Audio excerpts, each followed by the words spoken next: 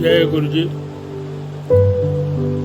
प्रिय दोस्तों, आपका दोस्त doctor S P Sharma, life science management Guru and motivational speaker, हाजिर है लेकर अपना 99वां वीडियो, जिसका शीर्षक है नाटकबाजों का जलवा। उम्मीद है आपको पसंद आएगा। जय गुरु जी। मन के उद्गार, जीवन में प्रेरणा का एक प्रयास। नाटकबाजों का जलवा।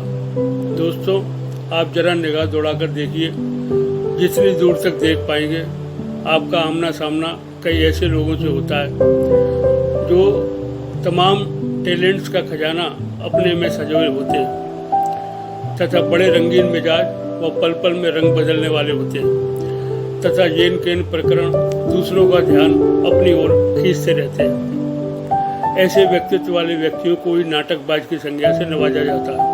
इस प्रकार के व्यक्तियों का ये एक विशेष गुण अट्रैक्शन का होता है कि बिना देरी किए जो भी उनके आसपास हो तुरंत उसको अपनी ओर खींच लेते हैं, क्योंकि वह रोचक लच्छेदार भाषा का प्रयोग, भाषा को कोमा व फुल स्टॉप के प्रयोग से प्रभावी रूप से पेश करने की क्षमता, छोटी से छोटी बात को इतना बड़ा बनाकर पेश करना कि अगला बिना प्रभावित हुए बिना ना रह सके तथा ऐसी जादुई व्यक्तित्व का कायल हो जाता है और उसी के बलबूते पर वह किसी को भी अपनी बातों से, व्यवहार से तथा चतुराई से भरी अदाओं से किसी भी से भी कोई काम निकालने की असीम क्षमता रखते हैं या रखती है। जिस भी पार्टी या फंक्शन में होंगे उनका मुख्य केंद्र बिंदु बने रहेंगे। बिना इनके वे रह नहीं सकते। बड़ी बातें करने वाले ऐसे लोगों के पास ना कोई तथ्यात्मक जानकारी होती है और ना ही किसी व्यक्ति विशेष के बारे में जानकारी दे पाते हैं, क्योंकि दूसरों को अपनी ओर आकर्षित करने की इनकी इच्छा इनके अंतर्मन से समाई होती है। अत इनका व्यक्तित्व नाटकीय होता है तथा बात बात पर रो पड़ना जैसी घटनाओं से या अपनी बात को गहन मनोभाव से ओत-प्रोत करके कहने की आदत होती है। आपने कई नेताओं को देखा होगा जो बड़ी बड़ी लच्छेदार बातें करते करते एकदम भावनात्मक होकर आंसू पोंछते दिखाई देते हैं। ऐसे लोगों को अगर पब्लिक की अटेंशन ना मिले तो वे एक अजीब सी बेचैनी अनुभव करने लगते हैं तथा कोई ना कोई युक्ति लगाकर कुछ ऐसा काम कर बैठते हैं जिससे जनता का ध्यान उन अपनी ओर खींचा जा सके। यदा कजा चुटकुले सुनाना और लोगों को या तो हंसाना, नहीं तो कुछ ऐसी घटना का जिक्र कर देना जिससे लोग आंसू बहाने पर मजबूर हो जाते हैं, और या गिर पड़ने का नाटक करना आदि आदि।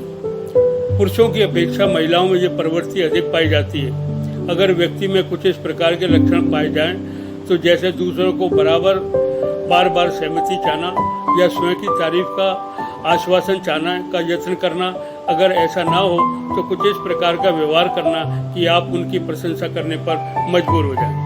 हमेशा स्मार्ट दिखने का यत्न करना व फिर दूसरों को प्रभावित करना, अतिशयोक्तिपूर्ण व्यवहार व आंतरिक भावनाओं को प्रकट करना, जल्दी मूड का पलटना व छोटी छोटी बातों को बढ़ा चढ़ा कर तूल दे देना। अगर दूसरों का ध्यान अपनी ओर आकर्षित करने में नाकामयाब रहे तो बड़ी बेचैनी अनुभव करना, अपने पर ही पूरा ध्यान केंद्रित करना, स्वयं को कैसे भी सांत्वना व सेटिस्फैक्शन मिले इसी यत्न में लगे रहना, दूसरों की टीका टिप्पणी को बर्दाश्त न कर पाना, कोई ठोस जानकारी तथ्यों की ना होने पर भी बड़ी बड़ी बातें करना और भाषा को बड़े ही नाटकीय अंदाज व स्टाइल में व्यक्त करना आदि आदि। किसी भी मामूली जान पहचान वाले व्यक्ति को से ऐसा व्यवहार करना जैसे उसको कितने दिन की जान पहचान है, वह ऐसा प्रेम प्रदर्शित करना कि उससे ज़्यादा उनका दूसरा कोई हमदर्द है ही नहीं। कभी कभी गले लिपट जाना आदि लक्षणों के स्वामी होते हैं ऐसे करिश्माई लोग। दूसरों से अपनी प्रशंसा सुनने वाले या अपनी प्रशंसा के लिए मजबूर करने वाले लोग अपनी बुराई सुनकर बेचैन व विचलित हो जाते हैं और इनका कोई जवाब नहीं। इसी कारण वे कभी इतना अपनत्व दिखाएंगे और कभी इतनी दूरी कि देखने वाला भी ना समझ सके कि माजरा क्या है। ऐसे लोग कभी ना तो व्यवहार उचित होता है और ना ही उनके कोई सामंजस्य, और लोगों की निगाह में वे एक पहेली बनकर रह जाते हैं। नतीजा, लोग ऐसे लोगों के नाम के पीछे नाटकबाज शब्द जोड़ने से नहीं चूकते, क्योंकि इनका नाटक ही कुछ इस प्रकार का रहस्यमय होता है कि हर कोई चाहते हुए भी नहीं समझ पाता। नतीजा यह खुद ही इसमें फंस कर रह जाते हैं और सोचने पर मजबूर हो जाते हैं कि आखिर माजरा क्या है, क्योंकि इस तरह के अजीबोगरीब व्यवहार से लोग भ्रमित से हो जाते हैं और अंततः हार कर बैठना ही उचित समझते हैं। वहीं इन कथित नाटकबाजों की सफलता का द्योतक है जिसके बलबूते पर यह एक छत्र होकर अपनी दुकान, अपनी पर्पस को पूरा करने में चलती रहती है तथा पीड़ित व्यक्ति को मन महसूस कर रहने पर मजबूर होना पड़ता है। वह चाहकर भी कुछ नहीं कर पाता और हर बार ना चाहते हुए भी उनके इस व्यवहार का शिकार हो जाता है। यहाँ पर हम कुछ घटनाओं का चित्रण करेंगे जिससे इन नाटकबाजों के चेहरे की सच्चाई का उचित जायजा लेने में काफ़ी मदद मिलेगी। यह एक सच्ची घटना है जिसका यहाँ वर्णन किया जा रहा है। मेरी एक परिचित लेडी एस्ट्रोलॉजर है जो कहीं भी जाए हमेशा सेंटर ऑफ अट्रैक्शन बनी रहती है, क्योंकि उनकी लच्छेदार बातें, हर एक को उसके नाम से संबोधित करना और ऐसा दिखाना जैसे उस समय उससे ज़्यादा उनका कोई खास है ही नहीं। उनके कुछ डायलॉग इस प्रकार के होते हैं, भाई साहब आजकल कहाँ रहते हो, कुछ पता ही नहीं चलता, अरे सब कुछ ठीक है ना, आप टाइम निकाल कर आइए, भाभी जी को लेकर घर आइए, उनसे भी मिले कई दिन हो गए, आपकी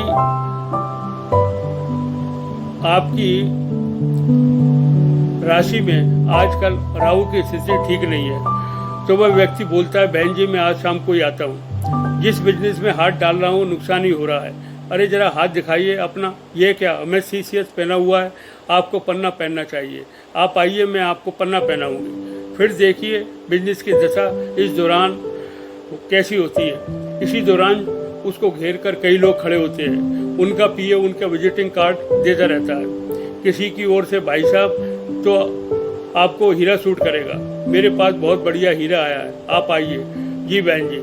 इसी प्रकार किसी को कुछ स्वभाव व बात करने का लहजा ऐसा कि हर कोई मंत्र मुग्ध हो जाए और फिर उससे घरेलू संबंध स्थापित हो जाए, तो वह उनके सारे रिश्तेदार उनके ग्रिप में आ जाते हैं। इस प्रकार उनके व्यवसाय की पब्लिसिटी और मार्केटिंग होती रहती है रिलेशनशिप मैनेजमेंट के सहारे। यह उनका ड्रामा करने का अंदाज है और इसी निराले अंदाज की वजह से उन्होंने सोसाइटी में एक अलग स्थान बना रखा है। पीछे लोग कुछ भी कहें, जरा सी परेशानी होने पर उनके घर की दहलीज पर सर पटकने को पहुंच जाते हैं, वहां उनकी बातों में सेटिस्फाई होकर चले आते हैं, कुछ न कुछ भेंट चढ़ाकर। यही है नाटकबाजी का कर्तव्य जो आपने अभी इस घटना में देखा। एक घटना मैं एक और औरत की बताता हूँ जो पूरी जिंदगी सजने संवरने में निकल गई। उसके जीवन का एक ही उद्देश्य था कि हमेशा अपनी अदाओं से दुनिया जहाँ का ध्यान अपनी ओर आकर्षित करते रहो। उसके बेटा बहू व बेचारा पति भी इसी आदत से परेशान रहा कि वे जहाँ भी जाए उसके साथ सब उसी की पहचाने, पूछे व उसी के चारों ओर मड़ रहा है, उनको कोई न पूछे। उनके पति को जो ये ग्रज जिंदगी भर रहा। एक दिन उनके पति ने उनके जन्मदिन पर 2 सोने के खूबसूरत कड़े भेंट किए। वह लेडी काफ़ी प्रसन्न थी। अपनी कॉलोनी में शाम को घूमने निकली तथा पार्क में भी कई सहेलियों, दोस्तों, यारों से मिली, पर चूंकि कड़े हाथों में पहने हुए थे किसी ने कोई खास नोटिस नहीं किया, क्योंकि पहले भी वे कुछ न कुछ पहने ही रहती थी। नतीजा किसी ने कोई खास इंक्वायरी भी नहीं की, ना ही कोई कमेंट। नतीजा उस लेडी का पारा 7वें आसमान पर चढ़ गया।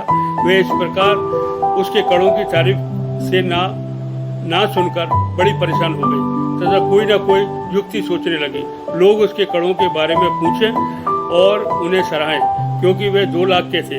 अब उसने सोचा क्यों न कोई नाटक करके दुनिया को उसकी ओर आकर्षित किया जाए। वह घर के बाहर आकर चिल्लाने लगी, हाय राम, मैं तो लुट गई, बर्बाद हो गई, कोई बचाने नहीं आया, मर जाओ। कल मुझे यहाँ, आज मुझे 2 लाख का नुकसान हुआ, तुम्हें 50 लाख का हो। यह सुनकर कॉलोनी के लोग उसके आसपास इकट्ठे हो गए और पूछने लगे, आंटी क्या दुर्घटना घट गई? मेरे जन्मदिन पर मेरे पति ने 2 लाख के कड़े बनवाए थे, वह चोरी करके कोई ले गया। कोई कहने लगा, कब, कैसे? वो कहने लगी 10 बज रहे थे इस वक्त। घटना जब शाम को 7 बजे के में हुई, जब मैं पार्क में थी। तभी कैसे, कहाँ रखे थे? कई लोगों ने कई सवाल कर डाले, पर जब वह उत्तर देती रही तभी एक लड़का बोला, आंटी जी ये कड़े आपके हाथ में बड़े जच रहे हैं, कब खरीदे? आपने दिखाए भी नहीं। अब तो वे आंटी फट पड़ी और गालियों की बौछार करते हुए बोली, कल मुँहे अब पूछ रहा है, पहले ही पूछ लेता तो इतनी बड़ी कवायद तो ना करनी पड़ती। और यह 2 लाख के कड़े मेरे पति ने आज सुबह ही मेरे जन्मदिन पर भेंट किए। सब लोगों को हंसी का ठिकाना न रहा। सिर्फ उनकी प्रशंसा प्राप्त करने हेतु अब उसने रात को इतना बड़ा ड्रामा कर डाला तो क्या करती? चुपचाप बैठी रहती? तुम जानते हो कि मैं ऐसी वैसी लेडी नहीं हूँ, जीऊँगी भी शान से और मरूंगी भी शान से। तो दोस्तों, एक अच्छा नाटकबाज बनने में कोई बुराई नहीं है अगर आपके जीवन में इससे तरक्की के रास्ते खुलते हैं। और हाँ, इस प्रकार के नाटकबाजों से दुनिया भरी पड़ी है। और अगर सही मायनों में मैं अपने एक्सपीरियंस के बिना पर यह कह सकता हूँ कि इसी प्रकार की प्रवृत्ति वाले लोग इस दुनिया के अंदर सफलता की अच्छी से अच्छी, ऊंची से ऊंची उड़ान भरने में सक्षम है। और उनका यही गुण है जो उन्होंने प्रसिद्धियों की सीढ़ी पर चढ़ते चले गए और वे सफलता के आइकॉन माने जाते हैं। इसलिए ये कोई अवगुण न होकर एक महान गुण की श्रेणी में आ चुका है और लोग बाकायदा इस प्रकार के लोगों की अनुसरण करते हैं और जीवन में सफल होते हैं। आज के ज़माने में जहाँ हर कोई ना कोई मुखौटा पहने घूम रहा है और अपना मतलब सिद्ध करने वास्ते किसी भी प्रकार का अभिनय करने से नहीं चूक रहा है, क्योंकि जो जितना नाटक में अपने हुनर से पारंगत होगा उतना ही अधिक कामयाब इंसान कहलाता है। इसलिए बढ़िया से बढ़िया अभिनय करते रहने से रोज इसमें धार देते रहिए, फिर देखिए दुनिया तुम्हारी मुट्ठी में, क्योंकि दुनिया झुकती है, झुकाने वाला नाटकबाज होना चाहिए।